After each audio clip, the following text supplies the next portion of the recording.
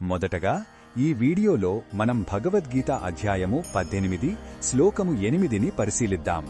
ఈ చివరి అధ్యాయంలో శ్రీకృష్ణుడు త్యాగం యొక్క నిజమైన స్వరూపాన్ని వివరిస్తున్నాడు.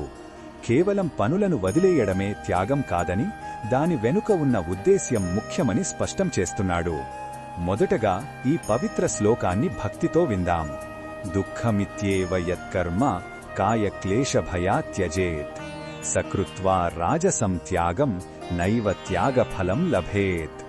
ఈ శ్లోకం అర్థమేమిటంటే, ఎవరైనా తమకు నిర్దేశించిన పనులను అవి శారీరకంగా కష్టంగా ఉన్నాయని, బాధ కలిగిస్తాయని భయపడి వదిలేస్తే అది రాజస త్యాగమవుతుంది. అంటే రజోగుణంతో ప్రేరేపించబడిన త్యాగం. అటువంటి త్యాగం చేసిన వారికి త్యాగం వల్ల లభించే అసలైన ఫలం అంటే ఆత్మశాంతి లేదా ముక్తి లభించదు.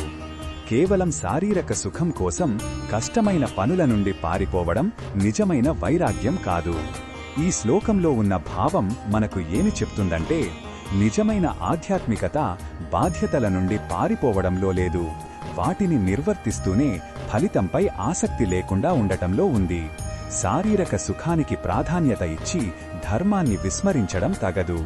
కష్టాలకు భయపడటం మానవ సహజం, కాని ఆ భయంతో మన కర్తవ్యాన్ని వదిలేయడమనేది రజోగుణం యొక్క లక్షణమని భగవంతుడు హెచ్చరిస్తున్నాడు.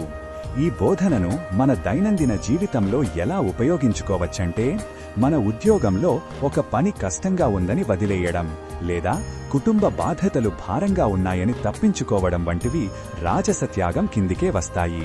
బదులుగా ఆ పని కష్టమైనా అది మన కర్తవ్యమని గుర్తించి భగవంతుడిపై భారం వేసి దాన్ని పూర్తి చెయ్యాలి. ఎందుకంటే కష్టాన్ని ధైర్యంగా ఎదుర్కోవడంలోనే మన నిజమైన ఎదుగుదల ఉంటుంది. మరిన్ని భగవద్గీత శ్లోకాల అర్థాన్ని తెలుసుకోవాలంటే మా తదుపరి వీడియోలను తప్పకుండా చూడండి.